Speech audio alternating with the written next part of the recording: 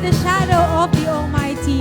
I will say of the Lord, He is my refuge and my fortress, my God, in Him whom I trust. Amen? So ngayon, samahan niyo po ako. Let's dwell in the shelter of the Most High. Let's rest in His presence because He is good. Amen? Sing! Into your courts I run with praises flowing from my heart. Every day I wake, I sing your song. It's the anthem of my life. I want to spend my days in your presence, Lord. Bow before your throne. In the house of God is where I find my peace. It's where I found my home is heaven. One day, Lord.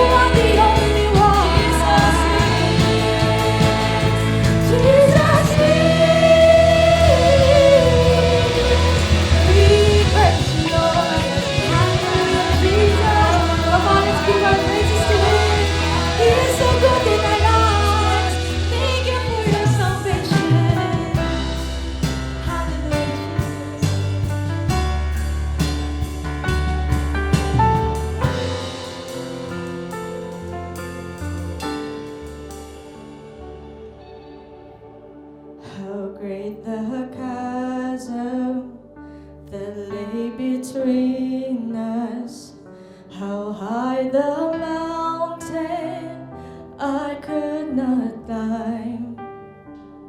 In desperation, I turned to heaven and spoke your name into the night. Then through the darkness, your loving kindness fell through the shadows of my soul. The work is finished, the end is written. Jesus Christ, my living hope. Sing, who could imagine? Who could imagine so great a mercy? What heart could fathom such boundless grace? The God of ages stepped down from glory to wear my sin and bear my shame. The cross has spoken, I am forgiven. The King of Kings calls me his own. Beautiful Savior, I'm yours forever. Jesus Christ, my living hope. Hallelujah, praise the one who set me free. Hallelujah, death has lost its grip on me. You have broken every chain. There's salvation in your name, Jesus Christ, my living hope. Let's sing. Then came the morning. Then came the morning that sealed the promise. Your buried body began to breathe.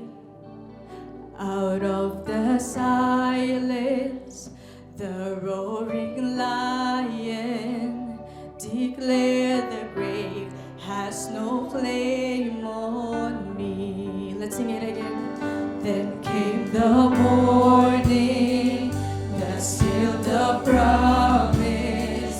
Your buried body began to breathe.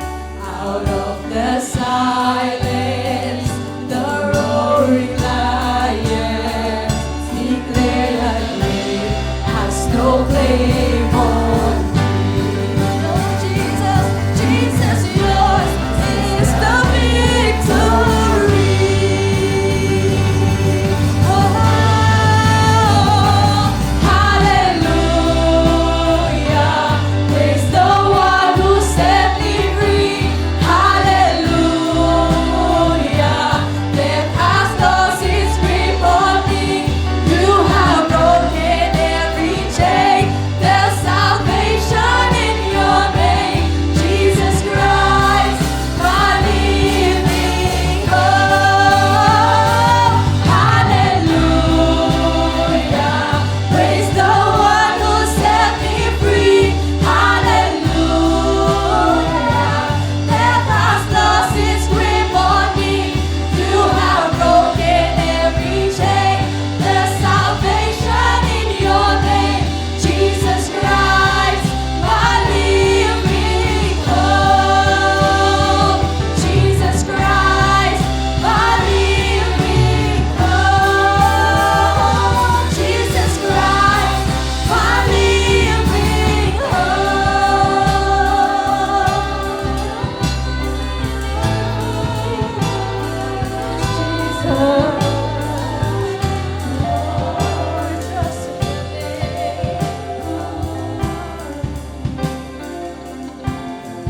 Blessed assurance, Jesus is mine. He's been my fourth of man in the fire, time after time. Born of His Spirit, washed in His blood, and what He did for me on Calvary is more than enough. Kasi I trust in God, my Savior, the one who will never fail. He will never fail. Perfect submission, all is at rest. I know the author of tomorrow has ordered my steps. So this is my story, and this is my song. I'm praising my risen King and Savior all the day long. I trust in God, my Savior, the one who will never fail. He will never fail. I trust in God, my Savior, the one who will never fail. He will never fail. Let's sing, I sought the Lord. I sought the Lord, and He heard, and He answered. I sought the Lord, and He heard, and He answered. I sought the Lord, and He heard, and He answered. That's why I trust Him. That's why I trust Him. I sought the Lord, and He heard, and He answered. I sought the Lord, and He heard, and He answered. I sought the Lord, and He heard, and He answered. That's why I trust Him. That's why I trust Him. I sought the Lord.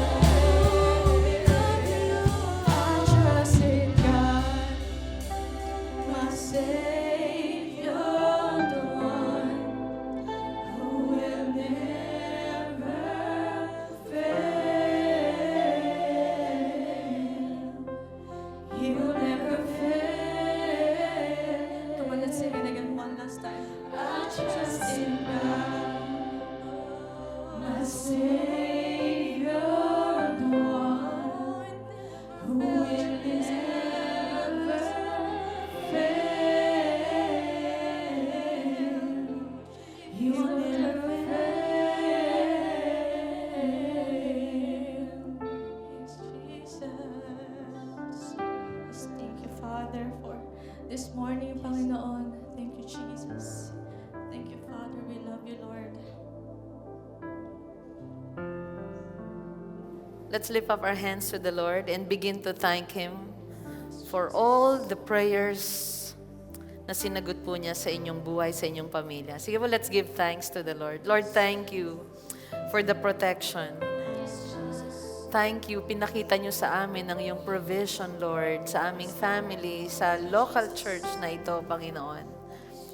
Thank you, God, sa strength and wisdom na binigay mo sa mga magulang, sa mga kabataan, Panginoon, for sustaining them and guiding them every day.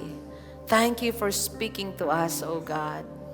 Thank you sa mga kamangha-mangha mong ginawa sa buhay namin at sa bawat isa. You are our faithful Father. You never fail. Thank you, Jesus. Amen. Our prayer passage is in Psalm 86, starting with verse 8 to 12. There is none like you among the gods, O Lord, nor are there any works like yours. All the nations you have made shall come and worship before you, O Lord, and shall glorify your name. Ito po yung mga salita ni David ng pagpuri at pagtitiwala sa Panginoon. Ang sabi niya, there is none like you among the gods, O Lord. Sino po yung mga pagan gods no mga panahon na yon ni David? Bigyan ko po kayo. Ito po yung ABCD gods. A, Ashtoreth. B, Baal. C, Chemosh. And D, Dagon. Yun po yung mga Diyos-Diyosan nila na hindi nakakarinig, hindi sumasagot. Tinry po nilang tumawag yung panahon ni Elijah. Sinugat-sugatan na ang kanilang mga sarili pero hindi po sila sinagot. Dahil meron lamang isang tunay na Diyos na sumasagot ng ating mga panalangin. And He is our God, our Father in heaven, God of Israel. Palapakan po natin ang Panginoon. Ang sabi niya, there is none like you among the gods, O Lord, nor are there any works like yours. All the nations you have made shall come and worship before you, O Lord, and shall glorify your name. Verse 10, for you are great and do wondrous things. You alone are God. Ang Panginoon lang ang nag-iisang Diyos. Kaya sabi niya, wala ka pong katulad. Kasi ikaw lang ang nag-iisang Diyos. Sa mga may asawa po dito, look at the person next to you kung katabi mo po siya. Meron po ba yan katulad na katulad sa mundong ito? Everyone is unique, right? Wala na. Wala nang ibang Daddy June. Wala nang ibang Charmaine Koy. Wala. Okay? Ganon ka-unique ang pagkagawa sa atin ng Panginoon. Wala na. Okay? Pagdating din po sa ating Panginoon, siya lang ang nag-iisang Diyos. Wala po siyang katulad. Wala na, we cannot entrust our future sa mga Diyos-Diyosan because our God alone does wondrous things. Ano po yung mga mabubuting bagay, mga kamanghamanghang bagay na ginawa ng Lord sa buhay po natin, sa ating pamilya? Yung pagliligtas niya po sa atin. Yung pagbabago ng ating puso. May mga kakilala po ba kayo, mahal sa buhay, na binago ni Lord ang kanyang puso, ang kanyang buhay, at namangha ka at sabihin mo, that is one of the greatest miracles I've ever seen. And it's true. Wala pong ibang nagbabago ng buhay at ng puso, kundi ang Panginoon lamang. You alone are God. At makakaasa po tayo na lagi tayong tutulungan ng Panginoon. Dahil our God is great, He is merciful, He is unmatched, and He helps His people. Tumutulong ang Panginoon sa kanyang mamamayan. Let's continue sa verse 11. Sabi po, teach me your way, O Lord. What a beautiful prayer. Teach me your way, O Lord, that I may walk in your truth. Unite my heart to fear your name. Anong nais ni David? Turuan po siya ng ng mga kaparaanan ng Panginoon upang lakaran niya ang yun. Hindi lang niya hiningi na turuan siya at matuto at alam mo, maging matalino. Kundi matuto siya nang sa ganun sundin niya yung utos ng Panginoon, lahat ng tinuro sa kanya. Sino po rito yung mga nagluluto? Nagluluto ng masasarap. Biglang kumonte. No? Nagluluto. Yes, marami po dito nagluluto po ng masarap. Di po ba? Okay, ang nanay po namin ay magaling din po magluto. Isa sa favorite naming lutuin niya ay chicken curry and rendang. Okay?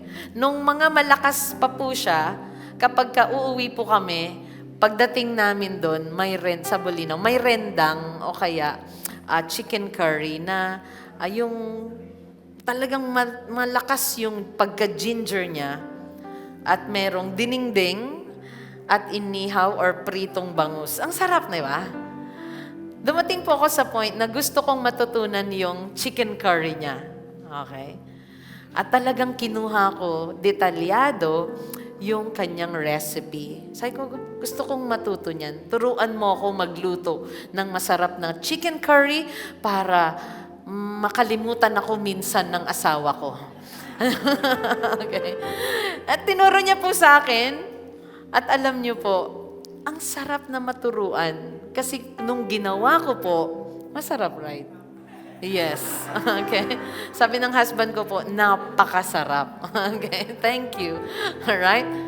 Ang sarap pong turuan. Tapos sinunod mo, nagawa mo. At hindi ituturo yon ng nanay ko kung hindi ko hiniling at kung hindi niya rin ako mahal. Alam niyo po ang Panginoon, mahal na mahal niya tayo at handa siyang turuan tayo lagi. Kasi, alam niyo po ba, pag binasa niyo po ang Proverbs, laging may foolish person sa Proverbs. Napansin niyo po ba yon? At laging tinuturuan yung foolish na yon. Di ba tayo din? Kailangan tayong maturuan. At nawawala po ang foolishness pag nagpupaturo tayo at kapag sinusunod natin yung sinasabi ng Panginoon sa atin. At gusto ko pong ito yung prayer natin today. Teach me your way, O Lord, that I may walk in your truth. Ano pa yung prayer dito ni David? Unite my heart to fear your name. Alam niyo po bakit? Unite my heart. Gusto niya whole heart yung pagsunod niya sa Lord. Minsan kasi ang puso natin kalat-kalat. May love tayo doon, may gusto tayo doon, may puso tayo sa kaliwa, sa kanan, sa likod, kung ano-ano ang gusto nating mahalin sa mundo. Ang gusto ng Panginoon, undivided heart. At yun din ang gusto ni David. Walang ibang Diyos sa puso niya. Panginoon lang ang papakinggan niya, ang susundin niya, at mamahalin niya. Can I hear amen? Alam niyo, pag hindi kalat-kalat ang puso natin, hindi tayo magkakalat sa buhay natin. Amen. Ayaw nating magkalat sa buhay, right? So, ask the Lord, the Holy Spirit, teach me your way. Turuan mo ako. Bigyan mo ako ng pusong tapat sa'yo. Pusong, alam niyo po, susundin ka. At yun ang prayer natin ngayon. At ipag-pray din natin mamaya ang ating brothers and sisters, no? Lord, teach my brother, my sister to trust in you, to obey you, to love you. Amen. And our last verse, I give thanks to you, O Lord my God, with my whole heart. Yun ang nais ni David. Pag nagpasalamat, buong puso, and I will glorify your name forever. How to glorify the name of the Lord forever. Papaanong paraan? Not just by lifting our hands, not just by singing, oh, I will glorify your name, Lord. Although kanina ang ganda po ng kinanta natin, I trust in God, my Savior one. Di ba? Ano pa sabi niya? I sought the Lord, and He heard, and He answered. Wow, kapag nagtitiwala ka, you will seek Him, you will call on His name, and He will answer you. But how to glorify the name of the Lord sa buhay natin? Ibig sabihin po nun, sa trabaho, sinusunod natin siya. Sa pag-aaral, sinusunod natin siya. Yung principle ng salita ng Panginoon, dala natin. Kung ikaw ay nagtitinda, sa tindahan mo, tama ang panukli, walang panis na pagkain, walang pandaraya, nag-glorify ang Panginoon, balik-balik ang suki sa'yo kasi mabuti ka na nagtitinda sa kanila. Kapag kausap ka, may ka-meeting ka, honest ka, hindi ka nanluloko, hindi ka nangi-scam, hindi ka nambobola para lang makuha yung favor niya, kundi totoo yung sinasabi at ginagawa mo, favor will come upon you and you glorify the name of the Lord. Amen? Sana iting desire din ng puso natin. Teach me your way, Lord. I want to walk in your ways. I want to glorify your name. At bakit hiniling ito ni David? Kilala niya ang Panginoon. Ang pag-ibig ni Lord ay great. Sabi niya, for great is your steadfast love toward me. You have delivered my soul from the depths of Sheol, or delivered me from death. Lord, iniligtas mo ako sa kamatayan. At alam mo, Panginoon, napakatindi ng pag-ibig mo sa akin. I will glorify your name forever, for great is your steadfast love. Anong maibabalik natin sa Diyos na nagligtas sa atin? Glorify His name. Saan tayo niligtas ni Lord? From death to life. That's why we are here today. We gathered. Every opportunity na meron po tayo, we gather for His name because we celebrate Jesus, because we glorify His name in our lives. Did we learn something today? Amen. Balikan po natin yung verse 11. Taas natin ang ating mga kamay at yan po ang prayer. Ipag-pray natin ang ating mga sarili, ang ating mga anak, ang ating asawa, ang ating mga magulang. Lord, turuan niyo po kami ng inyong mga kaparaanan. Matuto po kami, maisapuso namin ang iyong salita. Hindi po kami maligaw, hindi po kami magkalat sa aming buhay, sa isip, sa pananalita, sa gawa. Teach us your way, O Lord, na kapag kami ay nagmahal, ito ay sincere, ito ay totoo. Na kapag kami nakipagkaibigan, kami, Panginoon, ay honest. Kapag kami ay nagtrabaho, kami ay masigasig, Panginoon. Lord, help us to walk in your truth. Lakaran namin ang katotohanan, ang katuwiran, lahat ng mga mali, lahat ng kasinungalingan. Lord, kaguluhan sa aming buhay. Iayos niyo po, ituwid niyo kami, Panginoon. Lord, kung masaktan kami sandali sa inyong pagtutuwid at dahil sa pag-ibig niyo, Lord, it's okay, Father. Correct us today. Rebuke us, discipline us, and Lord, give us a faithful heart. At ikaw ang mag-bless, magpala sa bawat isa. Give us a pure heart, Panginoon, na laging ikaw ang nais naming sambahin, purihin, sundin, pakinggan, at i-glorify sa aming buhay. Unite our hearts, O God. Thank you, Jesus, for your word today. Thank you for your presence. At Lord, sa aming pananalangin, sa aming mga brothers and sisters na may karamdaman, sagutin mo kami, Panginoon. Show your power to us, O Lord. We give you thanks, Lord, with all our hearts, and we will glorify your name forever. Thank you, Lord, because your love towards us is great, and thank you. You delivered our soul from the depths of death. Ikaw lang, Panginoon, ang aming Savior. And we are here to honor you, to adore you, God. In Jesus' name we pray. Everyone say, palapan po natin ang Panginoon. Praise God. And here's our brother Dico to teach us how to give to the Lord. Thank you po, Pastora. Blessed Sunday Church. Today, I'm here to remind you and to share to you for our tithes and offering in Proverbs chapter 17, verses 17 to 20. And then let's jump to verse 28. Proverbs 11, verses 17 to 20 and 28. Let me read it to you. Your kindness will reward you. Your cruelty will destroy you. Evil people get rich for the moment, but the reward of the godly will last. Godly people find life, evil people find death. The Lord detests people with crooked hearts, but He delights in those with integrity. Let's stop there for a moment. Ngayong umagang ito, ano po yung sa tingin natin ilang mga points na matututunan natin sa binasa po natin? We have 3 B's na aaralin po ngayong umaga. Una, number 1, Let's be kind. In verse 17, gusto ko pong basahin uli natin, your kindness will reward you. Sa panahon po natin ngayon, hindi po ba napakadali na lang mag-retaliate, napakadali na lang pong gumante, napakadali na lang pong mag-react. Pero sana po as Christians, we have that kind of boldness to remain kind. Piliin po nating maging mabuti. Piliin po nating maging matuwid sa mga katrabaho natin, sa mga kaklase natin. Now, hindi ko naman po sinasabi na hayaan na lang po natin na maabuso tayo sa kabaitan natin. Pero kung may mga bagay tayong pwede nating palagpasin, pwede nating ipagpasa Diyos na lang, at pwede nating patawarin na lang sila. Piliin po nating maging mabuti. Let's choose to be kind. When giving to other people, nakita po natin, no, nakaraang linggo lang po is marami pong nangangailangan. Let's be kind to them to extend a helping hand to them.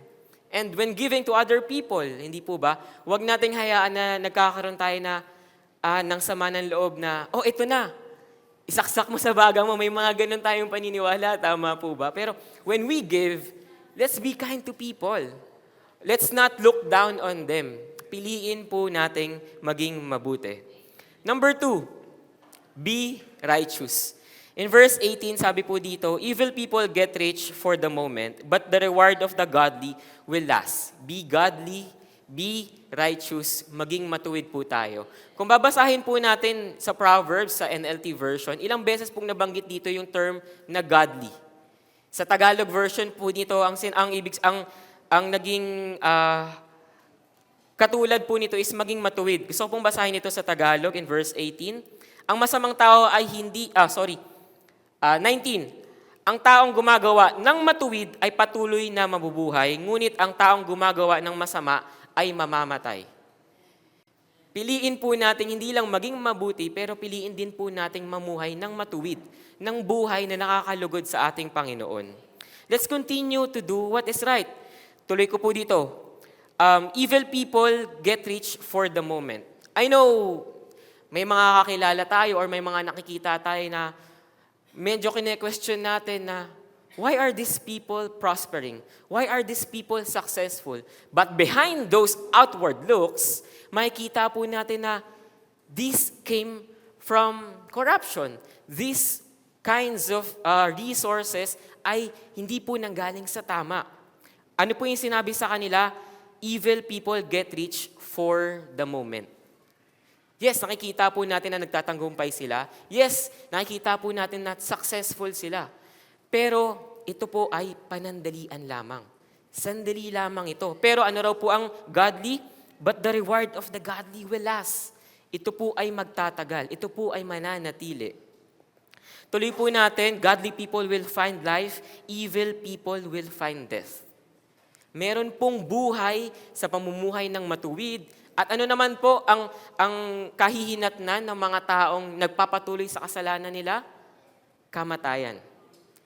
Ang consequence po nito ay hindi lang mapapahamak ang mga taong nananatili sa kasalanan, pero sila din daw po ay mamamatay. Death. The Lord detests people with crooked hearts, but He delights in those with integrity. Muli ko pong basahin yung verse 20. Sa Tagalog naman, kasuklam-suklam sa Panginoon ang pag-iisip ng masama, ngunit ang buhay ng matuwid ay kalugod-lugod sa Kanya. Kung titignan po natin sa first part nito, ang nabanggit dito is, the Lord detests people with crooked hearts. Pero pag pumunta naman po tayo sa Tagalog, ang sabi po dito, kasuklam-suklam sa Panginoon ang pag-iisip. Two different parts of our body, pero ano po kaya yung pagkakaiba nito? Or pagkakatulad nito. Bakit? Kasi po ang puso natin at ang pag-iisip natin, yan po ay iisa lamang. Nabanggit po sa prayer breakfast natin kahapon, sabi ni Pastora, kung ano yung dinidiligan mo, yun ang lumalago sa'yo. Kung patuloy nating dinidiligan sa ating isipan, minimeditate ang galit, ang inggit, ang ang mga kasuklam-suklam na bagay, yun po ang makikitang sa atin, yun po ang magre-resulta, yun po ang magbubunga. Pero kung ang patuloy nating dinidiligan, ang minimeditate ay ang kabutihan ng Panginoon, ang mga nagawa niya para sa atin, ang mga salita niya, yun ang patuloy na mananalaytay sa ating buhay. Now, sabi dito, but He delights in integrity. Kung titingnan po natin, kasuklam-suklam mga tao na ang mga taong may puso na crooked. Pero dito, pangalawa niyang sinabi, with integrity. Ito po yung mga tao na sa panglabas na kaanyuhan, napakaganda po ng ginagawa nila, napakaganda po ng sinasabi nila. Pero, ang puso po nila, nanlilimahid sa kasalanan, nanlilimahid sa sobrang evil. So, dito ang pinapakita po yung outward. Pero sa pangalawa po, sabi dito, integrity. Now, when we look at integrity, integrity means doing what is right when even when no one is looking. Sana po, as Christians, we continue to do what is right even though no one is looking. Yes, it's good to be acknowledged. Yes, it's good to commend people for what they are doing. Pero yung integrity po is patuloy nating ginagawa yung mga tamang bagay, yung mga bagay na kalugod-lugod sa ating Panginoon kahit hindi nakikita ng iba. Ibig sabihin, hindi po tayo nagpo-perform. Malalim po sa ating puso na talaga tayo ay naglilingkod, na talaga tayo ay nagsisilbi sa ating Panginoon at kahit sa ating kapwa. Now, let's jump to verse 28. Trust in your money and down you go, but the godly flourish like leaves in spring. Number 3, be committed. Sa Tagalog po, mabibigo ang taong nagtitiwala sa kanyang kayamanan, ngunit ang taong matuwid ay lalago na parang sariwang halaman. Napakaganda po kung paano dinescribe ng Proverbs ang isang halaman dito. Sabi niya po, sariwa. Ngayon, sa economy po natin, kung titingnan po natin, everything is unsure. A lot of things are uncertain. Kahapon po napag-usapan namin, ano ba yung mga work or yung mga trabaho na pwede nating masabing future-proof? Pero kung titingnan natin, we will really never know what the future holds. Hindi po natin alam kung ano yung magiging pwedeng susunod na trend. Pero gusto ko pong ipaalala natin, even as the world is uncertain and unsure, there is one that is certain and sure. And that is the Lord. And that is the promises of God. At ano po yung sinabi niya dito? But the godly will flourish like leaves in spring. Ngunit ang taong matuwid ay lalago na parang sariwang halaman. Kung i-describe po natin ang sariwang halaman, ito po yung halaman na malago ang kanyang dahon. Hindi po ito yung mga dahon na nakabaluktot. Yung mga sanga niya ay matitibay. Hindi po ito yung mga sanga niya na madaling mabaklas, madaling maputol. Malago ho sa dahon, malago ho sa prutas. Ganun ho tayo kapag nanatili tayo sa ating Panginoon. Ganun ho tayo kapag nanatili tayo na may matuwid na pamumuhay sa ating Panginoon. So this morning, I would really encourage each and every one of us na let's continue to be kind. Let's continue to be righteous. And let's continue to commit our lives unto the Lord. So this morning, I hope and pray na we are all encouraged to give. So I would like to invite each and every one of us to stand up. And sa ating pong pagbibigay, meron po tayong 4 na envelope. Red is for our tithes. This is the 10% of what we have received. Sa blue naman po is for our maintenance and improvements po ng ating church. Ang mga susunod po na maintenance at improvement po ng ating church is yung bubong po natin. Nakita po natin na, hindi man po natin nakikita, pero nung chinek po natin is meron na po itong onting kalawang. So kailangan po nating i-maintain ang ating church. Mas maganda po na meron tayong regular maintenance kaysa po magkaroon tayo ng major repairs. So ito po ang bahay natin, ito po ang sanctuary natin, kaya pangalagaan po natin ito. Ano pa po? Pangalawa po, yung mga aircons po natin, lalagyan po natin ng brackets yan, para kung sakali man po magkaroon ng lindol, hindi po yan babagsak, at ito po ay mapapanatili natin. Pangalagaan po natin ang ating sanctuaryo. So white naman po, this is for our benevolence and missions. Tuloy-tuloy pa rin po ang pagtulong natin, ang pag-reach out natin sa mga kabataan, sa mga community po natin, at sa mga syudad pa po natin. And for the brown envelope naman po, ito po yung balik pondo po natin para sa ating sanctuaryo. Ito po yung nagamit natin sa pagpapagawa ng sanctuaryo natin. Hindi po tayo nanghiram, wala po tayong utang. Ang kinuha po natin ay yung sarili po nating pondo at ibabalik lang po natin ito sa ating brown envelope. So, let me lead you into prayer. Lord, we thank you, O Lord, for this wonderful morning, O Lord, that we come together, Lord, in the midst of you, O God. Lord, thank you, O Lord, that, Lord, you are teaching us, O Lord, to be kind, O God. Lord, even, Lord, that the world is unfair, O God. Lord, even, Lord, that the world, Lord, are evil, O God. Lord, continue, O Lord, to teach us, O Lord, to remain kind, to remain good, O God. And Lord, thank you, O Lord, for teaching us and reminding us, O Lord, to be righteous, O God. Lord, even though na nakikita po namin, O Lord, na napakaraming tao na lumalago sa maling pamamagitan, O Lord, na yumayaman sila. Pero, O Lord, maraming salamat po, O Lord, dahil ito ay panandalian lang. Pero kapag kami ay nanatili sa inyo, kung ano man po yung binabigay niyo sa aming blessings, may it be physical or intangible, ito po ay magtatagal. Maraming salamat po, O Lord. Lord, we recommit our lives to you, O God. Continue, O Lord, to teach us, Lord, to have a committed life unto you, O God. That, Lord, as we said, O God, that the world may be uncertain and unsure, O God, but, Lord, you are sure and you are certain, O God. Your promises, your word, it will never fail, O God. So we continue, O Lord, to hold on to you, O God. And, Lord, we give you all the glory and praise. In Jesus' name we pray. Amen and amen. We may all give to the Lord.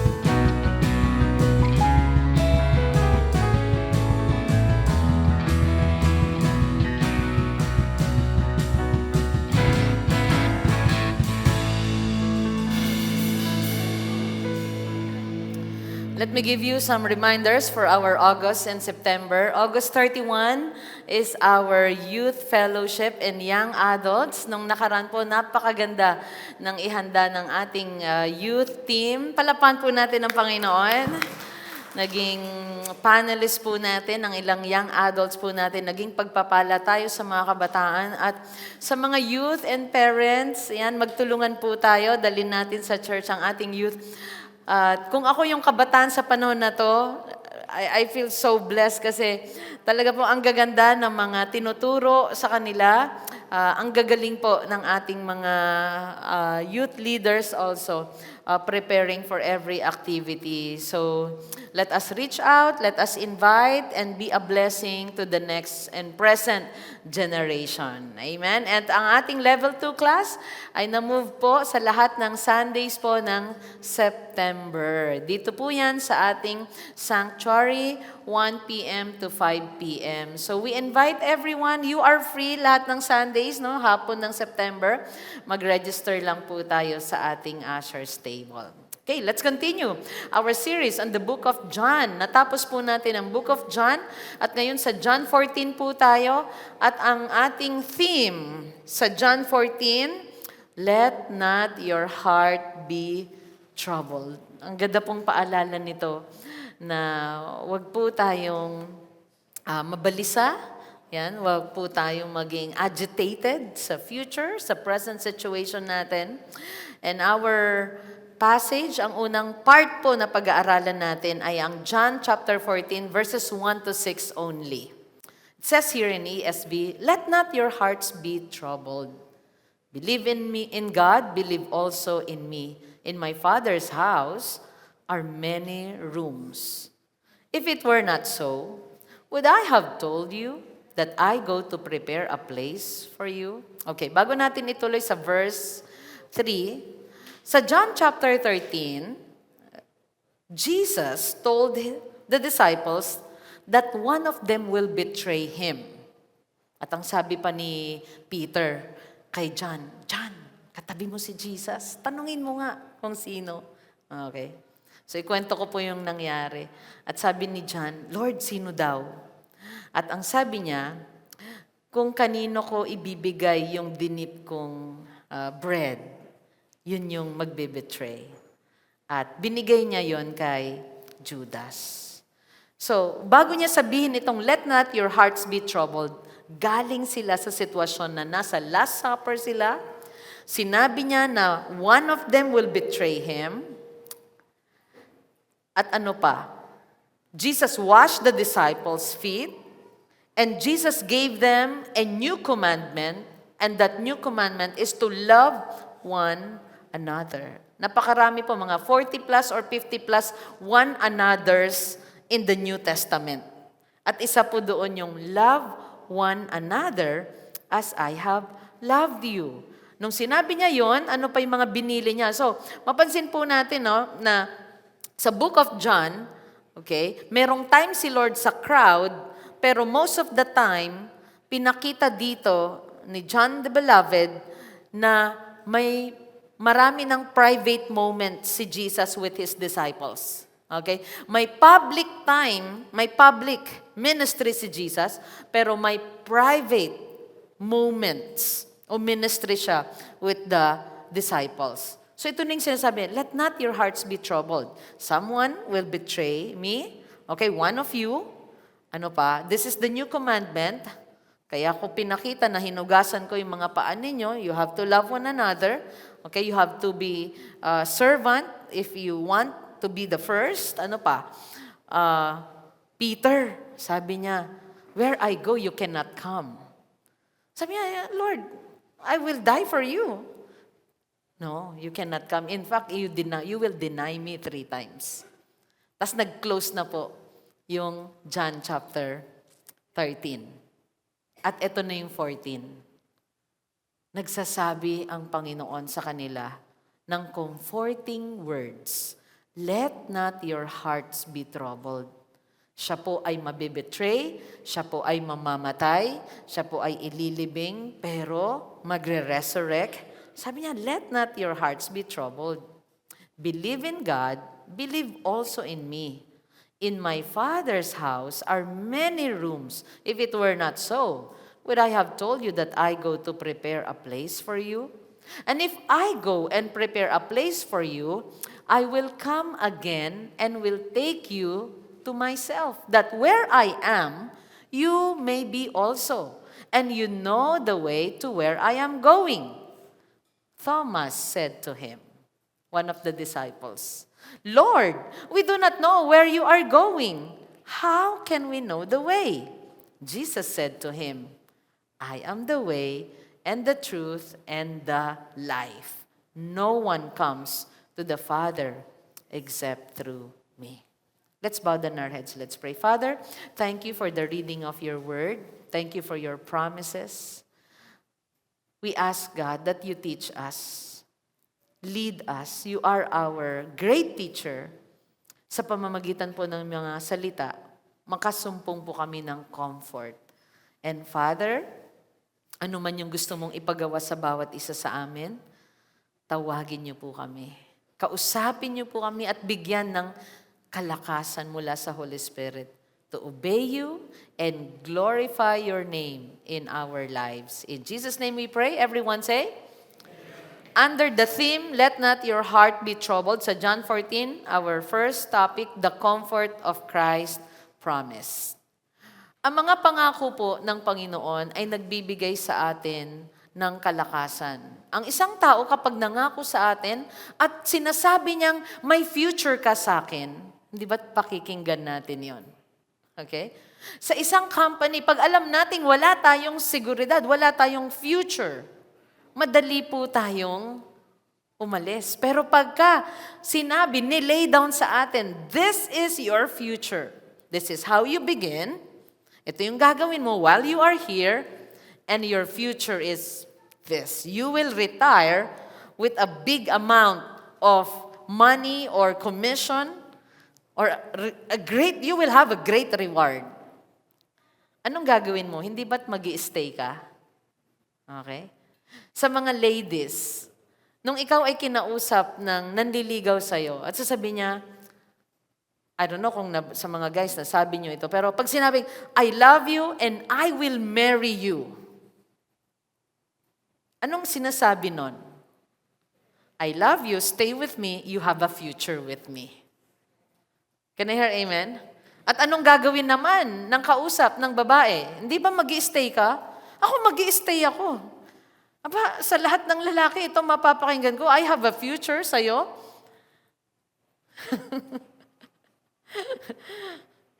Anong gagawin mo?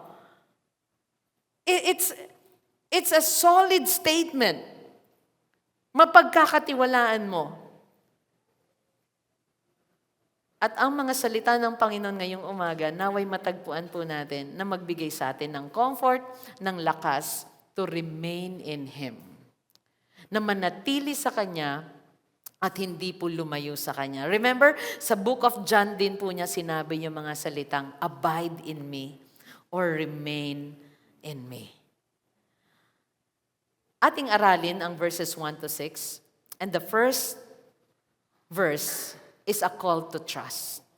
Jesus, sa point na to, He is calling His disciples to trust. Alam niyo po, ang anuman pong relationship, friendship, even sa pagninegosyo, kailangan may tiwala ang isang tao sa iyo. Noong ako po ay bago manganak, kinausap ko po si Ira. At sabi ko sa kanya, this is the plan. At ito yung gusto namin. Now, nilapitan namin siya. Why?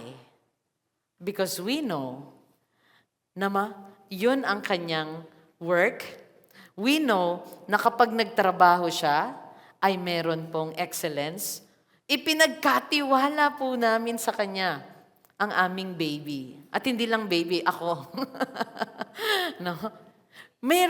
It's built on trust. Di ba? At ganun din po, kapag may gusto po tayong marating at pupuntahan, kailangan merong pag-uusap at meron pong transaction na built ito sa trust. May pagtitiwala. If somebody will come up to me at sabi niya, Pastor, mamaya pong lunch, punta po tayong Tagaytay, doon tayo mag-lunch at mag-coffee. Okay? First, pag ang nagsabi nun, sino? My sister, yan, sabi niya, ako nang bahala sa lunch mo at coffee mo. Yeah. I will trust her. Amen?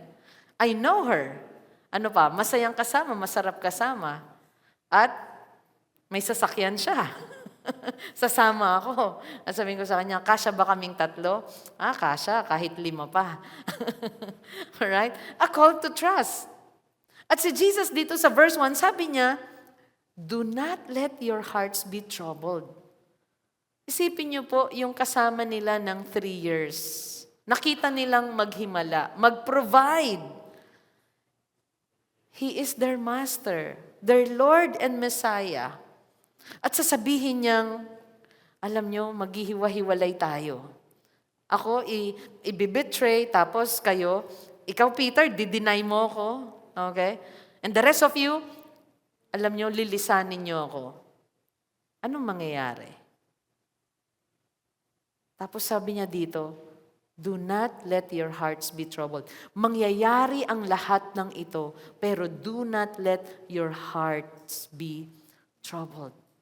Believe in God, believe also in me. The word troubled in Greek is tarazo. Okay? Kita niyo po dyan, tarazo means agitated or distress. Alam niyo po, ang Panginoon, alam niya yung tendency natin na talagang mag-worry, mag-isip ng mag-isip patungkol sa future. Dahil nga po, meron tayong fear of uncertainty. Kasi hindi natin alam kung anong mangyayari next. Sino po dito detalyado na niyang alam niya yung mangyayari bukas? Though, alam mong pupunta ka sa work mo, sino yung magtatrabaho talaga bukas ng masigla? Yung mamaya excited ng, yes, pasukan na bukas sa mga estudyante. Alright? I'm helping you get excited tomorrow. Madalas daw merong tinatawag na, what's that? Monday blues? Blues clues? Alright? May mga Monday blues daw tayo. At para matanggal daw yon, dapat nagre-ready ka na para sa kinabukasan. Ayan, nanda mo yung damit mo, nag-prepare ka ng masarap na breakfast mo para meron kang ganang gumising. Ayan, masarap yung coffee mo. You have a nice plan for tomorrow. Okay? Pero, marami pong mangyayari sa kinabukasan natin na hindi po natin alam. Habang nandito sa mundong ito na nabubuhay po tayo, kailangan natin mabuhay ng merong pagtitiwala sa Panginoon. Dahil kung wala, punong-puno tayo ng takot at kaba. Di natin alam anong mangyayari sa tuhod natin after 20 years. Alam niyo po ba kung anong mangyayari? Alam niyo po ba kung anong mangyayari sa ating mga anak? Diba? Meron tayong faith at plano na ang prayer natin magtagumpay sila, pero there are things around us that will distress us. Things that will make us or feel agitated. Okay? At sabihin natin, Lord, hindi ko alam ang mangyayari. Sabi niya, do not be troubled. May temporary separation sila nun kay Jesus, but ang sabi niya, do not be troubled. Minsan yung restless tayo, di ba? Nandinervyos tayo ng maigi sa mga mangyayari at nangyayari sa buhay natin, naninervyos tayo. Kasi hindi natin kontrolado ang mga bagay-bagay. Gusto natin ilagay sa kamay natin. Pero alam niyo po ba, mas maganda na ang mga bagay sa kinabukasan natin ay nasa kamay ng Panginoon. At hayaan natin na manatili yon sa kamay ng Panginoon. Amen? Our salvation, the future of our children, our health, our wealth, or ano pa mang mangyayari sa ating bansa. Amen po ba? Palapakan natin ang Panginoon. Do not be troubled. Okay? Alam ng Panginoon, meron tayong tendency. Ang mga disciples, alam niya. May tendency na mabalot ng takot ang puso nila. But do not fear. Christ addressed the heart. Christ addresses the heart sa puntong ito. Kasi madali pong mapasukan tayo ng takot. Diba? Pagka nag-announce nga lang na may bagyo, lalo na sa Pilipinas, may bagyo. Naalala ko yung, may Tagalog song kami ng anak ko, na may bagyo, may malakas na hangin. Mga ganun. Anong gagawin natin? Sumilong tayo, sumilong tayo. Di ba? Mag-pray tayo, mag-pray tayo. Pero alam nyo, kapag wala po tayong pananampalataya at pinangahawakang pangako ng Panginoon, pag sinabing may bagyo, ano pa? Tataas sa mga presyo. Ano pa? Okay? Nababalot agad yung puso natin ng takot. Nadidistress tayo, naninervyos tayo. Sino rito ayaw magpa-check up dahil ayaw manervyos sa result? Alam niyo po ba, pagpapa-check up pa lang, kailangan na nating lumakas ang loob. Huwag matakot. Amen po ba? Alright? Marami pong ngumiti sa inyo. I'm encouraging you. Okay? Harapin natin ang mga evaluators sa health natin. Kung paanong hinaharap natin lagi ang Panginoon pag pumunta tayo dito, ano kayang iaayos ni Lord sa puso ko? Ano kayang itatama niya? Maaring kabado tayo ngayon sa future. Do not let your heart be troubled. Anong kailangan nating gawin? Trust. Letter B, trust in the person of Christ. Do not let your hearts be troubled. Anong panawagan ni Jesus dito? Believe in God, believe also in me. You know why the book of John was written? Ano yung purpose? For everyone to believe. Kaya sa chapter 1 pa lang, hanggang sa matapos po ito, ang dami po nating mababasang believe. Ang isa sa pinakasikat na verse sa John 3:16. Di ba? Whoever believes in Him will not perish, but have eternal life. Nasulat ito upang tayo sumampalataya. Nasulat ang Book of John. At ang mensahe ni Jesus din po ay believe, ang panawagan niya, Kung ikaw ay sumasampalataya na may Diyos, sumampalataya ka rin sa akin. Sabi niya, I am the Messiah. I am your Lord. I am the Savior of the world. The incarnate God. Diyos na nagkatawang tao.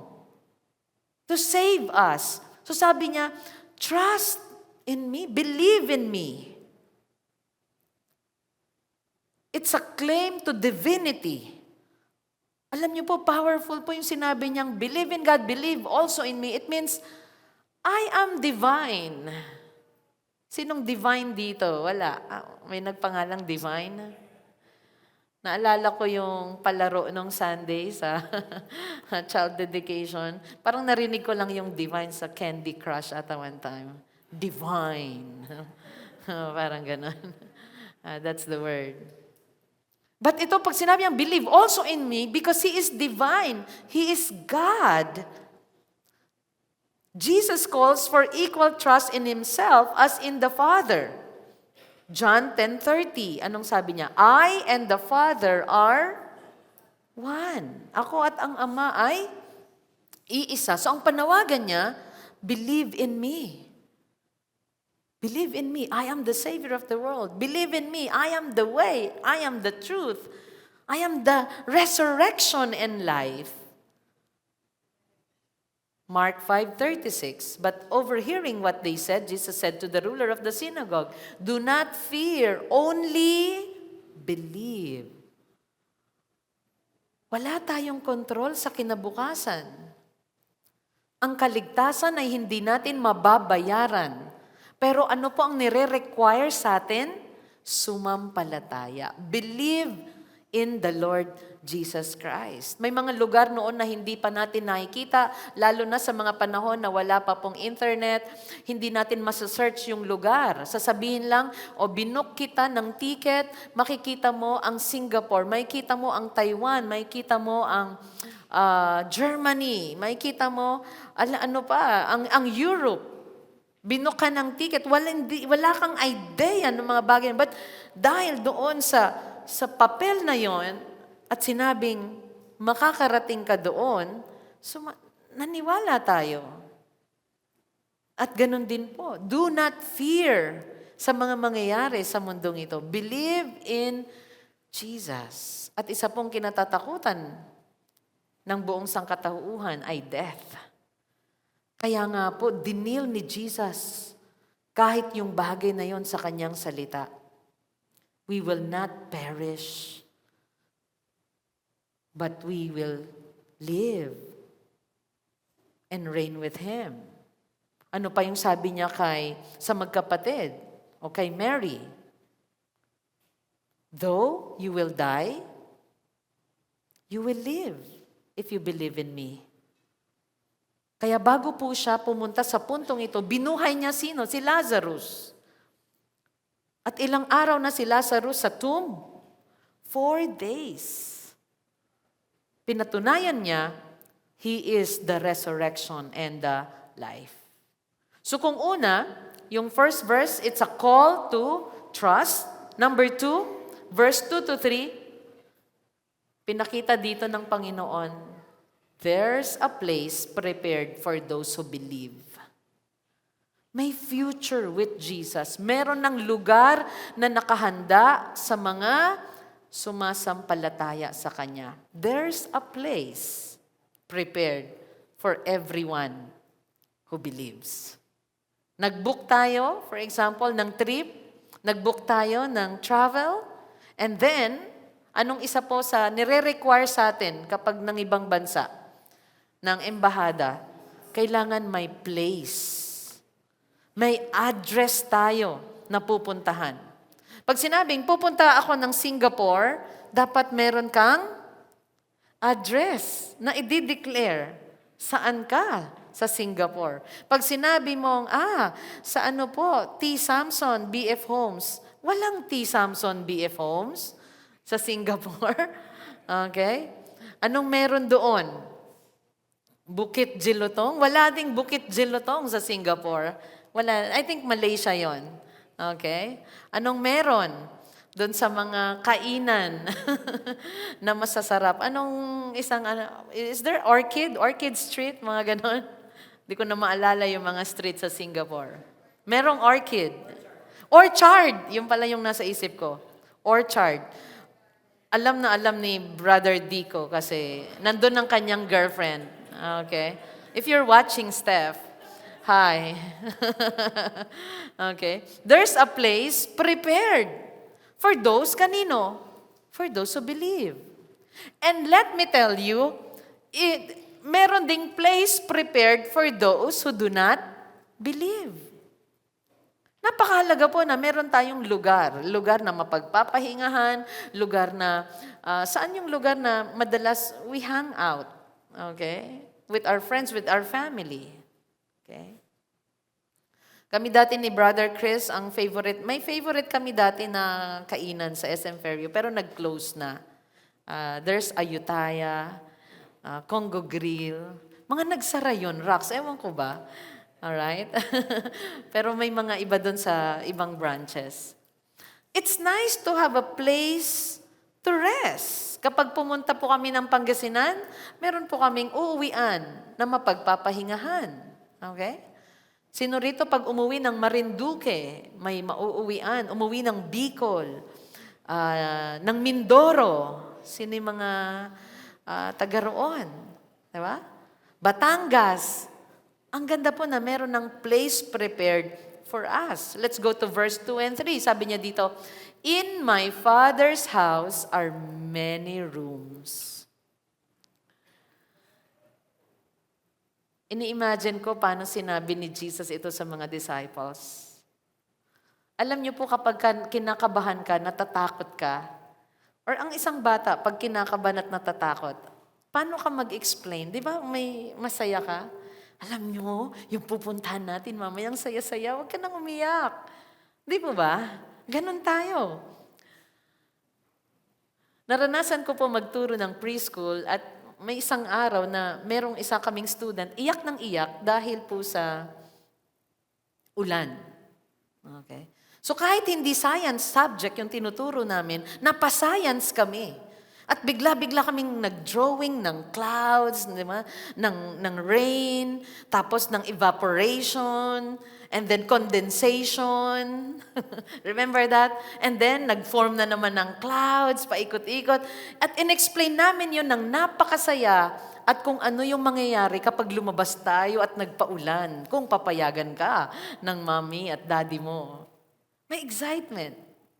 Kapag natatakot at kinakabahan ng isang tao, kinukomfort mo siya sa pagpapakita sa kanya ng magandang mangyayari.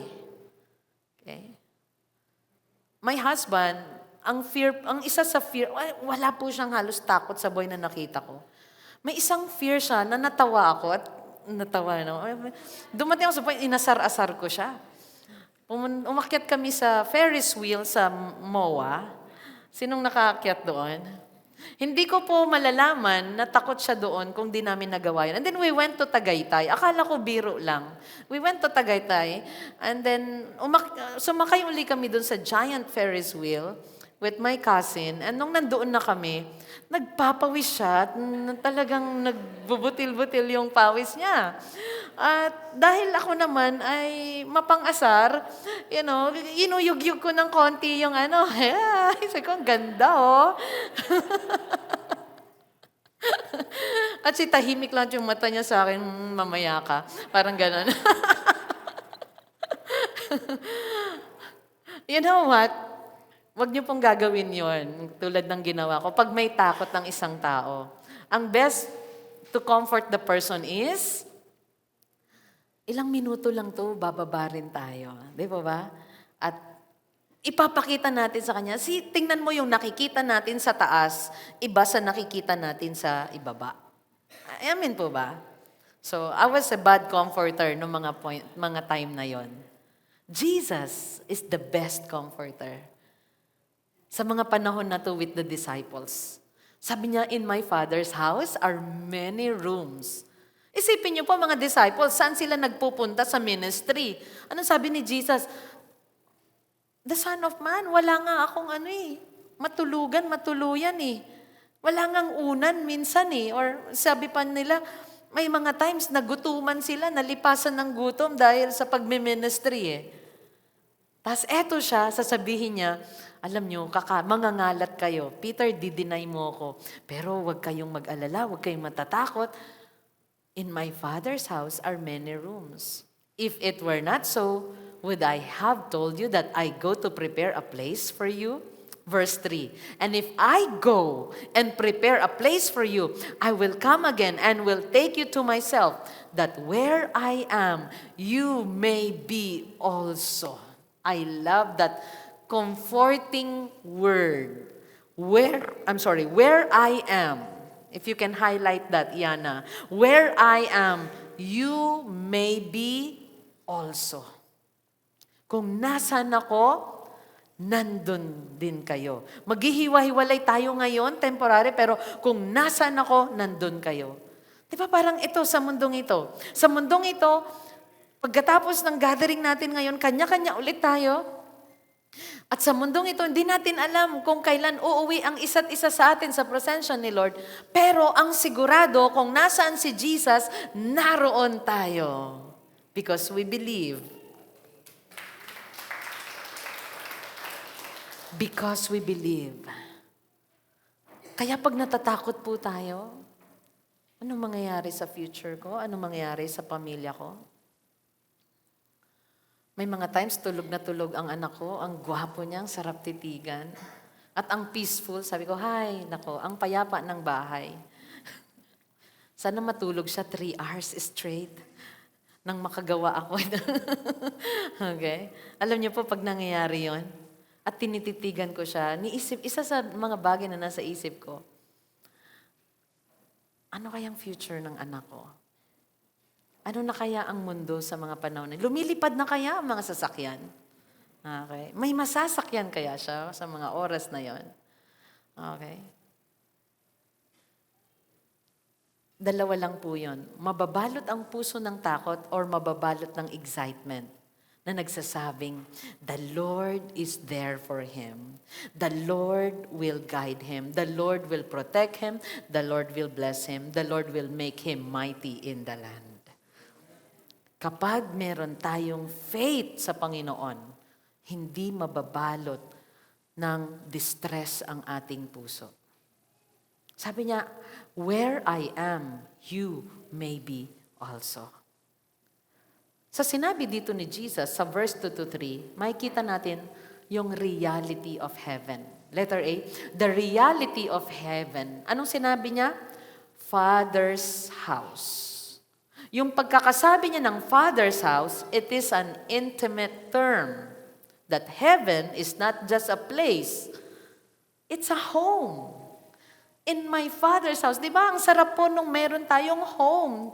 Tulad ng nabanggit ko kanina, kung saan tayo pupunta, meron ng naka-reading place na matutuluyan mo, matutulugan mo. Pero heaven is not just a place. It is our home. Ang tahanan natin ay langit. Ang mundo, temporary lang ito.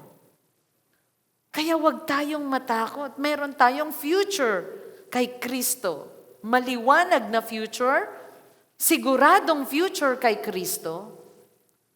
So do not fear about what will happen tomorrow, kung ano man ang mangyayari bukas. So una sinabi niya, in my Father's house.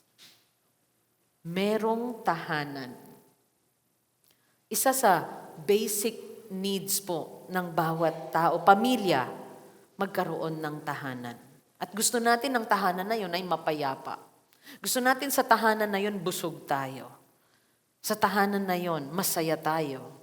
May kaguluhan man konti minsan, pero nagkakaayos tayo. Pero sa heaven, perfect home.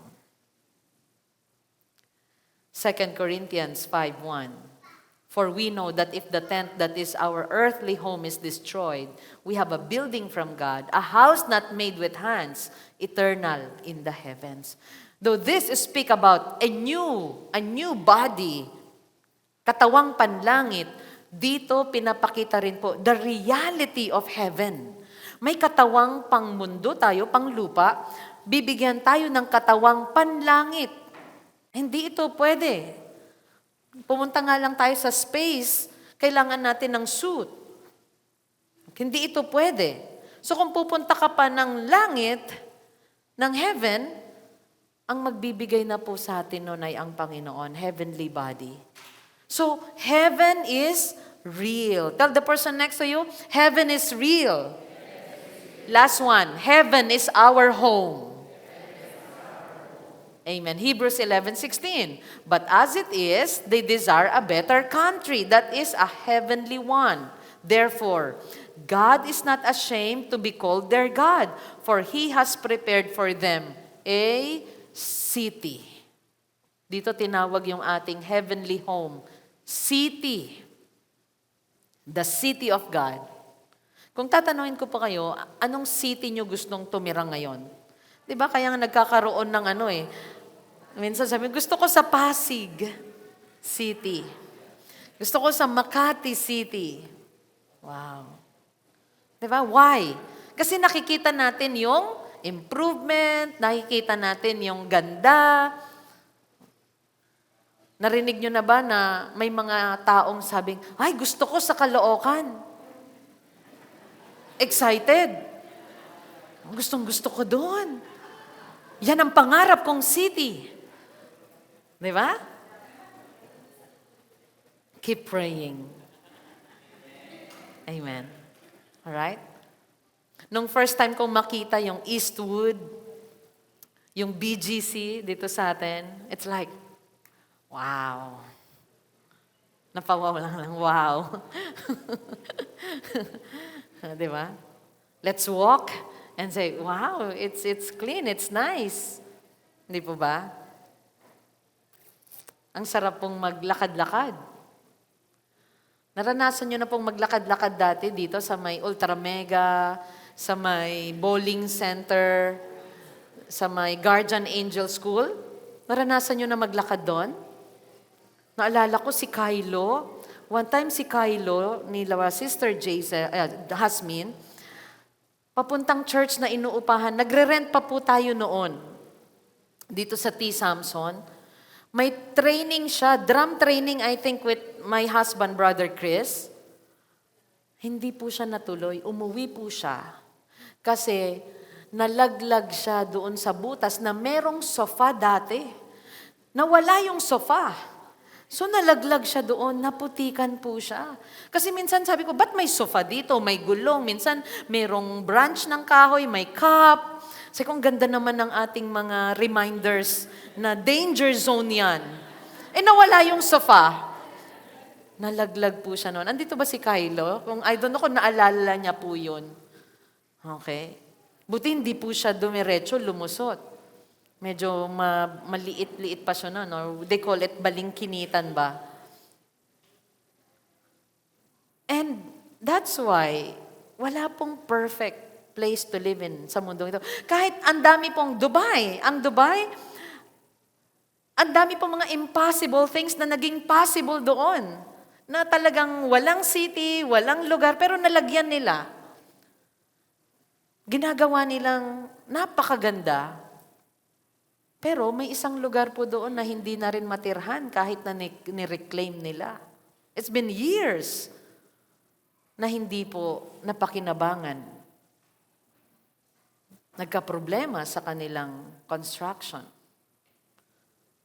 We desire, alam nyo ang tao, we desire to have a nice place to live in. A place na merong safety and prosperity.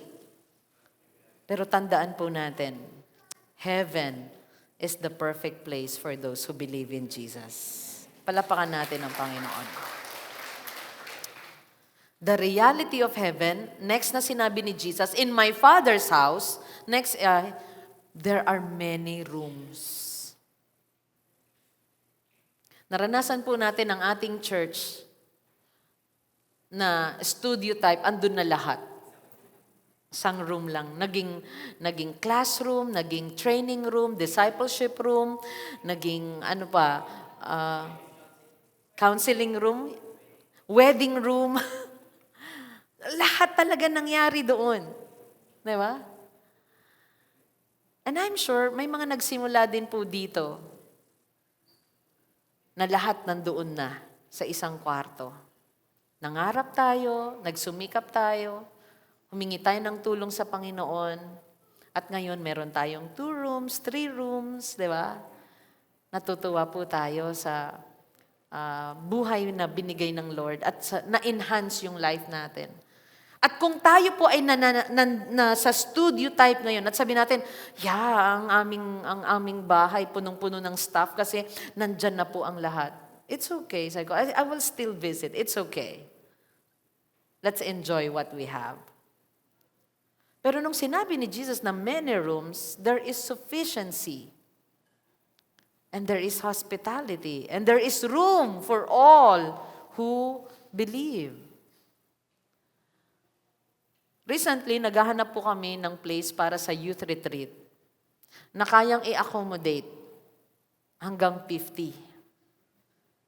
Na malapit lang. Alam niyo, ang hirap po maghanap.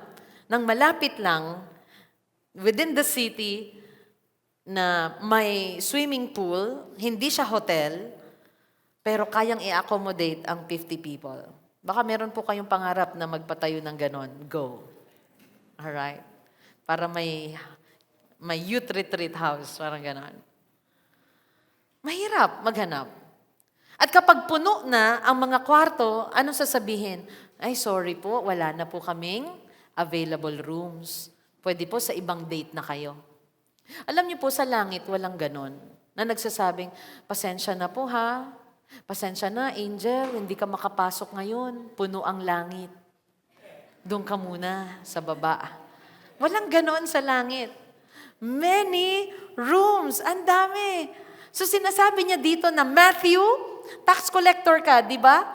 Give up mo yung marangyang buhay mo. Don't worry, meron kang room in heaven. Ano pa? Sino pang mga disciples niya? Okay, Thaddeus, Thomas, Luke, no? Or sino pa mang mga nabanggit doon? Yung mga fishermen, sa bangka kayo natutulog? Peter, James, and John, sons of Zebedee? Let me tell you, in my Father's house, there are many rooms, and there is room for all who believe. Yung mga anak natin, yung mga apo natin, na sasampalatay sa Panginoon at maglilingkod, makakasama natin lahat because heaven is our home. Oh, by the way, let me tell you, even your enemy who will believe in Jesus will be your neighbor in heaven. Because there is enough room for all who believe. Kahit yung brother or sister mo, kamag-anak mo na parang hindi mo akalain na magsusuko ng buhay kay Lord, kapag siya'y sumampalataya, makakasama natin siya sa heaven because there is enough room for everyone who believe. Are we learning? The promise of preparation. Verse 2 to 3. Sabi niya, I go to prepare a place. I go to prepare a place. Hindi ibig sabihin na incomplete ang heaven. Narinig niyo na ba minsan yung sinasabing, alam mo, hindi pa tapos yung mansion mo sa langit. Okay? Kaya wala ka pa doon. Meron pong magandang encouragement doon. Na ibig sabihin lang po nun, hindi pa tapos yung mission mo din dito sa mundo. Kaya wala ka pa doon. Kaya patuloy tayong gumawa. Pero tandaan po natin na yung ginagawa natin dito ay hindi kumukumpleto ng materyales sa heaven. Alright? Baka yun ang imagine natin. Ang pakahulugan lang po, pag sinabi natin yun na, baka hindi pa tapos yung mansion mo sa heaven, ibig sabihin, hindi pa tapos yung mission mo sa mundo. May gagawin ka pa. May pinapagawa pa sa'yo si Lord. Pero, meron nang nakahandang lugar sa'yo sa langit. Dahil, the moment na sumampalataya ka sa Panginoon, you are saved and you have eternal life. Palapakan natin ang Lord. Hebrews 9:24, for Christ has entered not into holy places made with hands, Nung nag-resurrect si Jesus, hindi siya pumasok sa sanctuary na ginawa ng tao ng kamay, which are copies of the true things, but into heaven itself.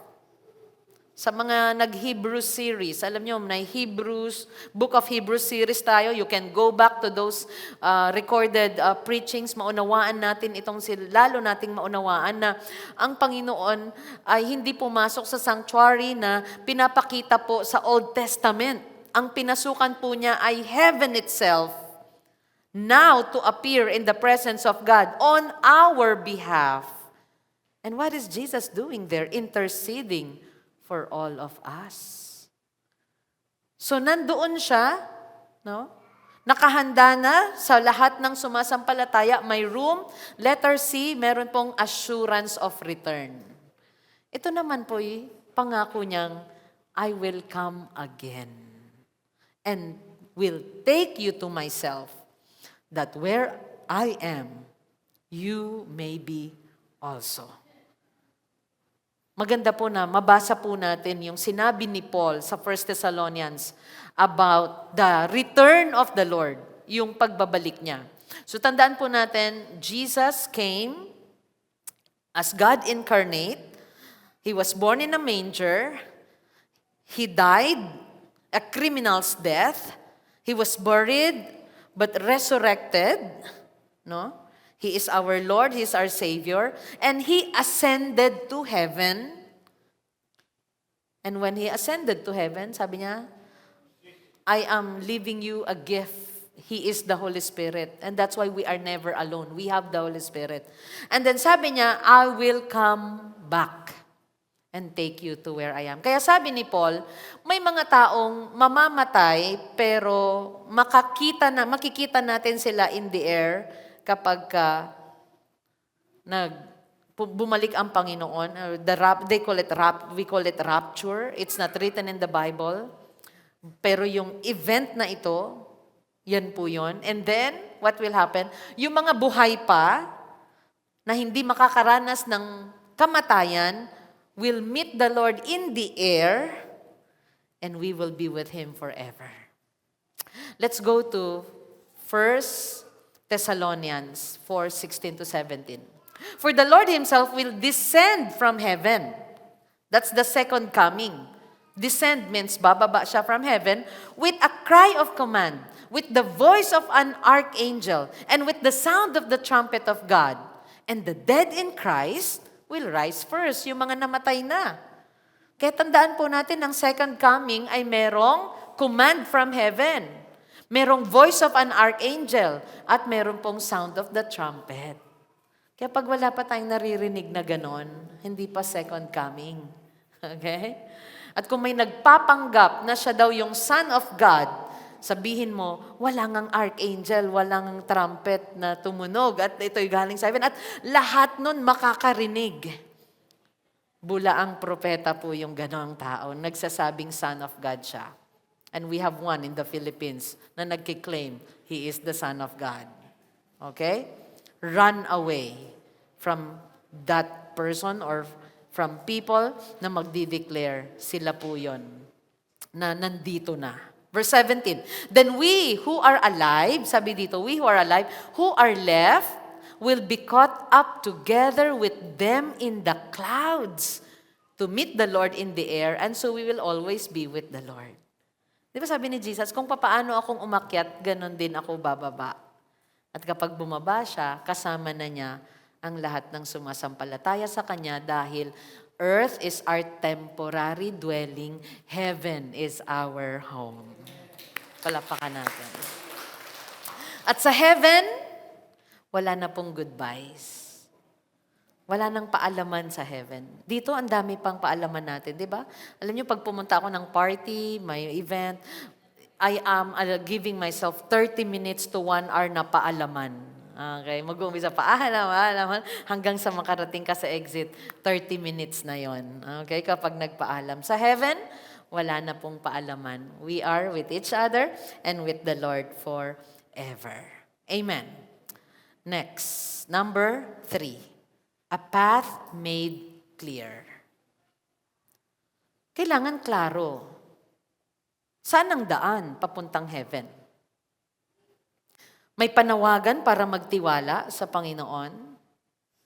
A path, a call to trust, a call to believe. Ano pa? A place prepared, na i-ready na ang lugar. At ang pangatlo, nakaka-comfort po ito. See? Comforting yung tawagin ka para magtiwala. Comforting yung ipakita sa'yo, meron ng place para sa'yo dahil sumampalataya ka sa Panginoong Jesus. Ano man ang mangyari sa mundong ito, sa buhay mo, anytime na pag sinabi ni Lord, uwi ka na sa heaven, meron kang place sa heaven. At comforting din po, ang alam mo ang daan. Nakakakaba kapag lumabas ka ng bahay, pupunta ka sa isang lugar, hindi mo alam saan ang daan. Kakaliwa ba ako o kakanan? Sino rito nalilito pa sa kaliwa at kanan? Meron pa daw ganun eh. Alam mo yung adult na, saan po ba yung kaliwa at kanan? Kung ang pansulat mo, yung pansulat mo, yun ang kanan. Kaliwa po yung pansulat ko. Yung hindi mo pangsulat, yun ang kanan. Alam niyo po yung ganun. So, alright? Nakakakaba po pag hindi ko na muna alam ang daan. May invitation ako one time to attend the wedding in Antipolo. At ako lang po mag-isa nung time na yon because Brother Chris may schedule. So, wala pa nun si Baby Amo. And then, nilagay ko yung address. Okay. I click start. Let's go. Alam niyo naman ang Google or Waze. Sabi nila, yung Waze minsan ay waste of time. Okay, so I click go, and then I go. At ang sabi sa akin ng aking friend, 45 minutes lang, makikita mo na yung wedding place. Right? Alam niyo po ang nangyari. Yung aking map ay hindi na gumagana. Tapos sabi ko, bakit? Ang sakit na ng tenga ko, paakyat na ako ng paakyat. Ay, mataas na. Alright? So I stopped kasi hindi ko na alam. Dumilim na, no? Parang padilim na ng mga panahon, pero madilim na. At ayaw mong mastak sa lugar na mag-isa ka na madilim. And so I stopped, and then I went back. At dahil hindi ko na mapagkakatiwala ng mapa, pinagkatiwalaan ko na ang usapan namin ng aking friend at ang GM, General Magtanong. Yun na ang aking pinagkatiwalaan at narating ko. Di ba? Nung moment na yun, parang kabang-kaba ako, natatakot ako, saan ako dadalhin nito? Cloud9? Ano pa yung mga pasyalan sa Antipolo? Okay? Baka yun ang mapuntahan ko. Tapos, alam niyo po yung tumatakbo yung oras, parang nananakawan ako ng oras na dapat nakakausap ko na yung friend ko, nakakapagkwentuhan na ako, at nananakawan na ako ng oras na kumakain na sana ako ng lechon. Kaya maganda po na yung path ay clear. Sino rito yung nagsabing, sana noon pa ako naabot ng gospel ni Lord. Grabe, 20 years ako sa kasalanan. Amen. Sana nakilala ko na kayo, ang Panginoon, nung kabataan ko pa, parang ang dami kong nasayang na mga panahon sa buhay ko. Nagkaligaw-ligaw ako sa mundong ito. Pero don't worry, ang timing ni Lord, it's always perfect. Amen? Don't worry. Kung nakilala mo ang Panginoon at nagseryoso ka sa iyong relationship with Him, ng 15 years old ka, 30, 45, or anumang edad, it's all right. Dahil ngayon, clear na ang daan mo patungong langit. Clear na ang direction mo sa buhay. Hindi ka na naghahanap ng Diyos na sasambahin dahil inabot ka na ng makapangyarihang Diyos at ng Kanyang makapangyarihang salita na siyang pinanampalatayanan mo at ikaw ay naligtas. A path made clear. Si Thomas, nagtanong siya with all honesty. Let's go to verse 4. And you know, sabi ni Jesus, the way to where I am going. Thomas said to him, Lord, we do not know where you are going. How can we know the way? Ang sarap po ng nagtatanong. Mabuti po ang nagtatanong. Huwag po tayong mahiya na magtanong sa daan. Pag hindi mo alam ang daan, stop. Huwag kang tuloy-tuloy pa. Sino rito yung hindi na alam, tuloy-tuloy pa rin? Pero kung expressway, tuloy-tuloy mo muna. Maghanap ka po ng exit, okay? Find a way. Hindi yung, sabi ni Pastora, mag-stop ako, nahuli tuloy ako. O, ma'am, ba't po kayo nag-stop? Sabi po, advice po sa akin ng pastor namin, tawagan ninyo. Oh, please, okay? Alright? Stop tayo sa safe zone para makapag-isip, makapag-reset, makahingi ng tulong. Can I hear amen? Sabi niya, how can we know the way? We don't know, Lord. Hindi ko alam. Hindi po, alam nyo, hindi nakakapagpababa ng ating katauhan ang pagsasabing, hindi ko alam. Can I hear amen? Narinig ko nga yung isang teacher, si Teacher Rachel, sabi niya, where's the bird? Say, I don't know. Say, I don't know. At sabi namin ng anak ko, I don't know. Di ba? Pag di mo alam, pag anak, sabi ko, where's the bird? Pag di mo alam, say, I don't know. One time, tinanong namin yung anak ko, sabi, where's the enemy? May tinuro siya. Sabi ko, wag na nating tanongin ng where's the enemy. Alright? Okay. Binibiro-biro lang po namin siya. How can we know the way? Ask. Lord, hindi ko alam. Kaya yung prayer natin kanina, Psalm 86 verse 11, ano yung prayer po natin? Teach me your way, Lord, that I may walk in your truth. Give me an undivided heart, or unite my heart, Lord. I want to glorify your name forever. Beautiful prayer. Psalm 86, 11 to 12. Magpaturo po tayo sa Panginoon. Si Thomas, hindi siya nahihiyang magtanong. Lord, gusto ko malaman. Sanang daan. Verse 6, Jesus said to him, I am the way. And one of the famous verses in the book of John, kolektahin natin. No? John 1:1, John 3:16, John 6:66. Ano yung 6:66? Alright? And they deserted Jesus or they all fall away. Ayaw natin yung John 6:66. Gusto natin John 14:6. I am the way. Sabay-sabay po tayo. 1, 2, 3, go.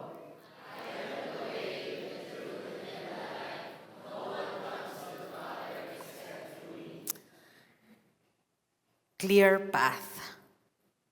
Clear way. Napakalinaw po ng daan patungong langit. Jesus is the way.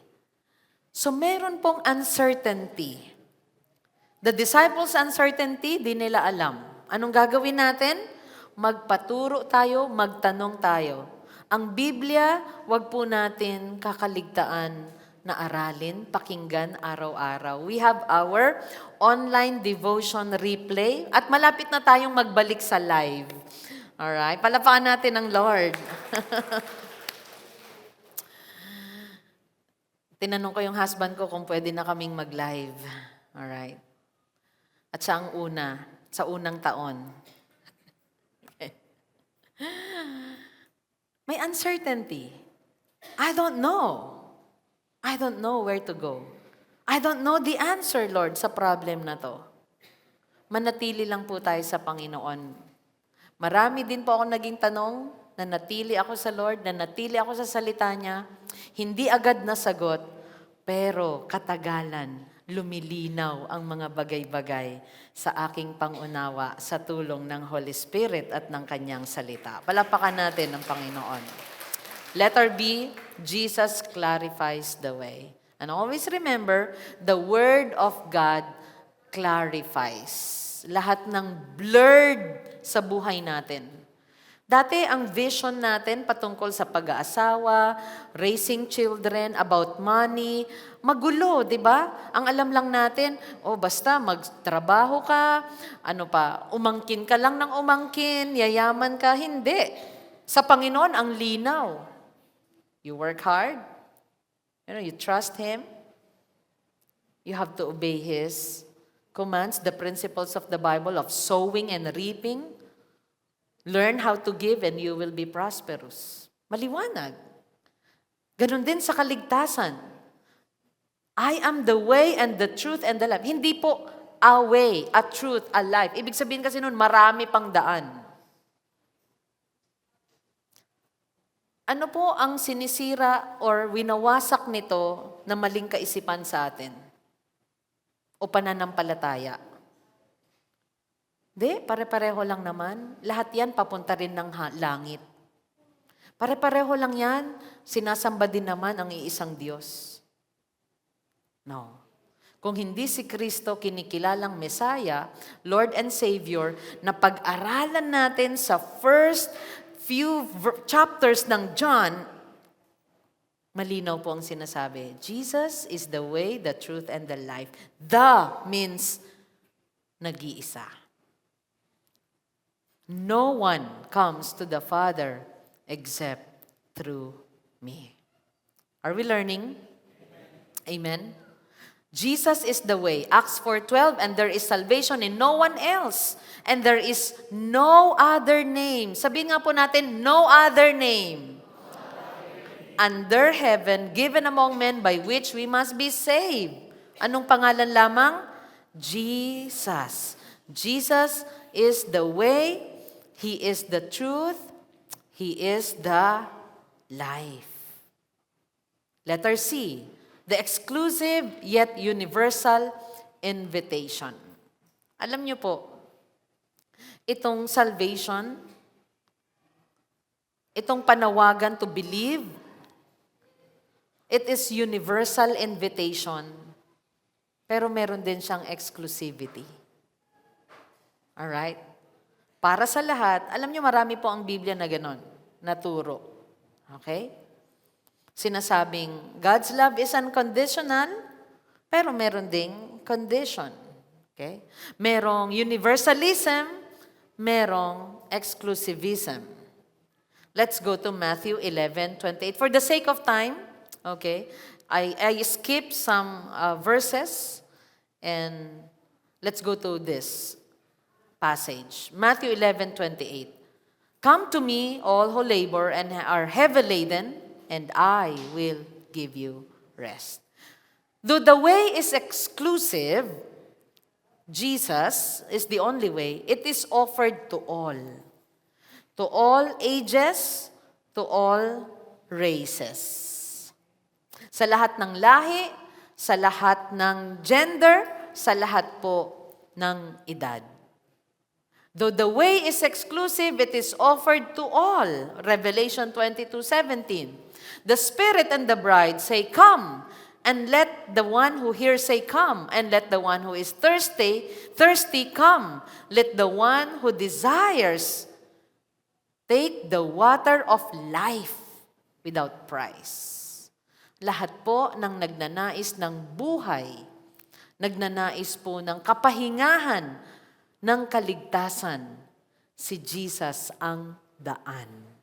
Si Jesus lamang ang paraan.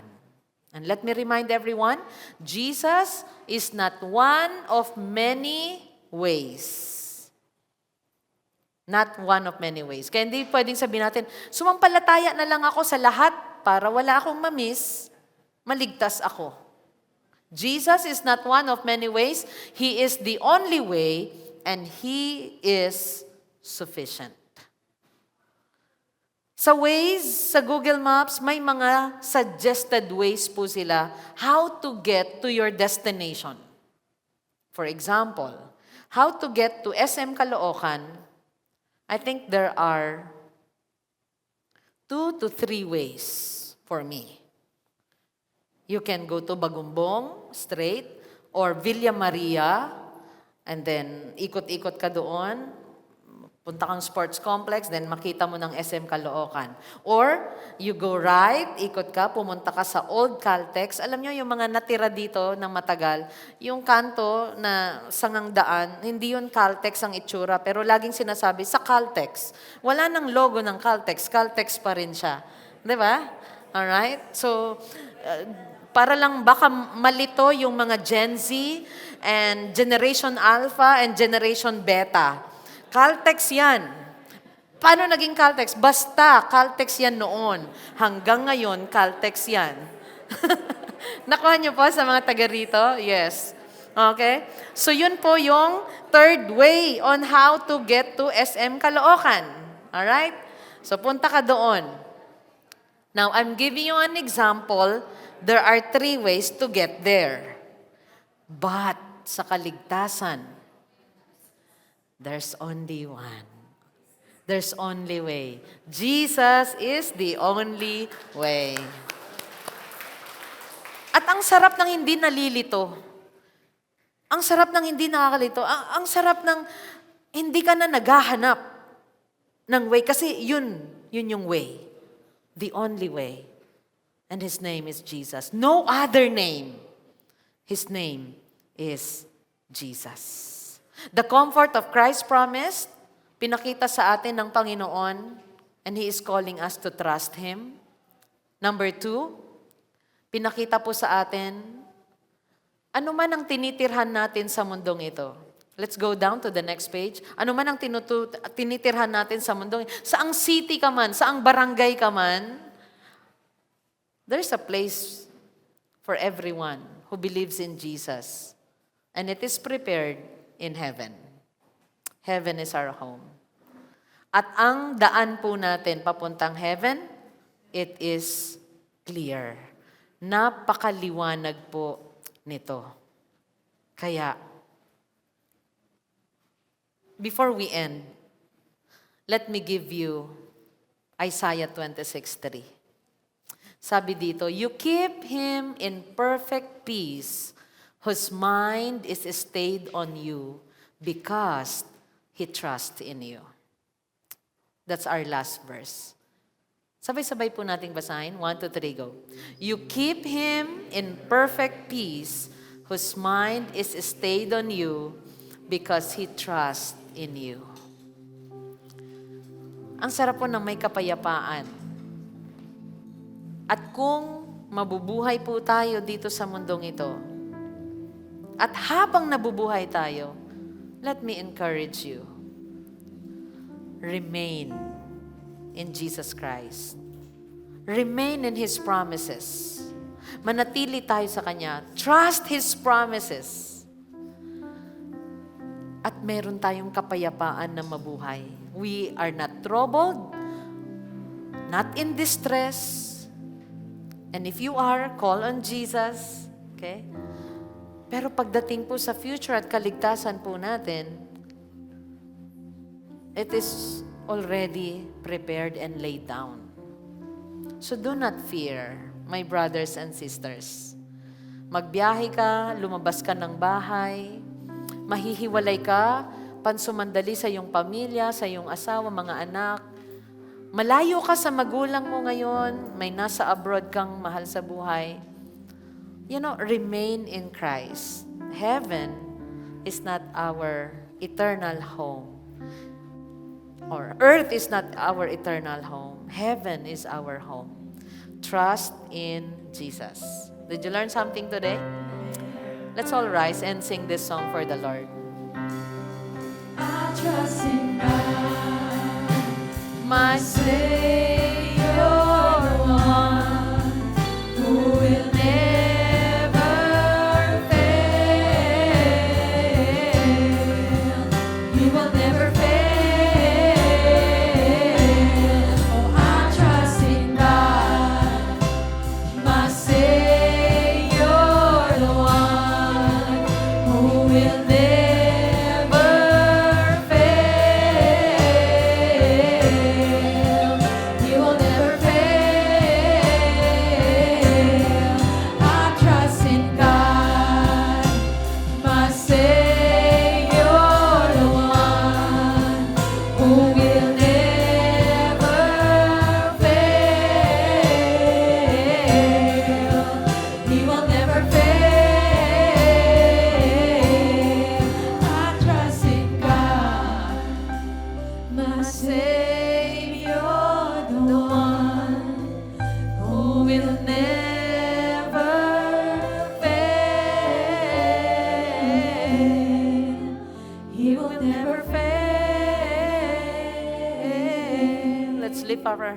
lift up our hands to the Lord. At kung katabi niyo po ang inyong asawa, anak, hold hands together and lift your hands toward heaven.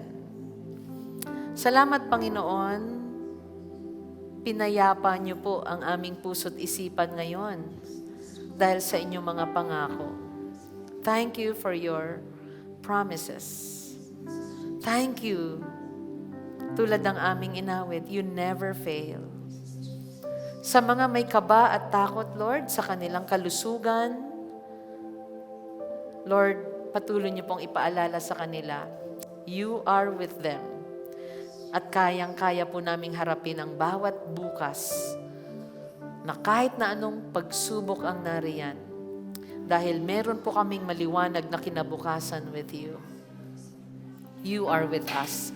Sa lahat po, Panginoon, ng merong struggle sa relationship, sa finances, Panginoon, sa business, God, give them wisdom and the comfort, Lord, that everything is temporary.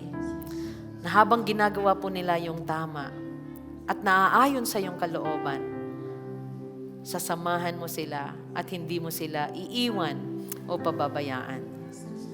Lord, forgive us sa mga panahon na nakalimot kami, sa mga panahon, O Diyos, na nagtiwala kami sa sarili naming kakayahan.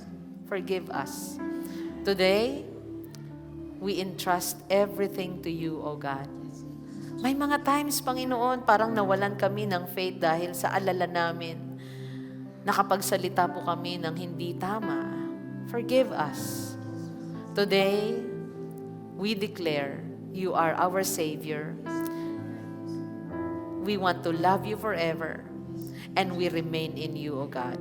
Our complete trust belongs to you alone. Salamat, Ama, sa pagpapaalala sa araw na to na meron kaming wonderful future sa inyo. Salamat sa security ng aming kaligtasan. Thank you. Niligtas mo kami, ang aming pamilya, ang aming mga anak. At dalangin po namin, Lord, save our loved ones, our friends, yung iba pa naming mga mahal sa buhay, Panginoon. Call them. Tawagin niyo po sila at ipaunawa din po na merong nakahanda, Ama, na tahanan sila sa inyo, sa inyong presensya. Lord, all throughout this week we pray, gamitin niyo kami na light. Magliwanag po kami. Maging blessing po kami. At ikaw ang magpala sa bawat isa sa amin. Thank you for my brothers and sisters. I entrust them, I commit them into your loving care. Give us victory, Lord, all throughout this week. In Jesus' name we pray. Everyone say, palapan po natin ang Panginoon. Wow. I appreciate your time coming to the house of the Lord, learning these truths and fellowshipping. God bless you, your small group, and see you again next week.